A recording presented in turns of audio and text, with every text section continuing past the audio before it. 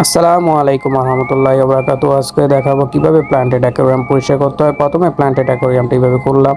এটি হচ্ছে first view. তারপর এই গাছগুলো বড় হয়ে গেছে মাশাল্লাহ, এগুলো কেটে কেটে নিয়েছিলাম। তারপর দেখবেন যে লোকটা আসে আর কি, এগুলো কেটে ফেলে দিবেন, কাটলে কোনো ক্ষতি হয় না। তারপরে ফিল্টারেশন পদ্ধতির এইগুলো উঠালাম, এগুলো পরিষ্কার করতে হবে। সাথে আমি নতুন আরেকটু কিছু ফিল্টারেশনটা আনছি, সেটা আমি অ্যাড করব। তো এই দেখেন কি ময়লা জমছে আর কি, এখানকার অ্যামোনিয়া জমছে। তারপর হচ্ছে আমি নতুন পানি পাইপের মাধ্যমে দিই। এই যে দেখেন ওরা নতুন পানি পেয়ে কত সুন্দর করে খেলা করছে মাছগুলো। আলহামদুলিল্লাহ সকলের হেলথ ঠিক আছে।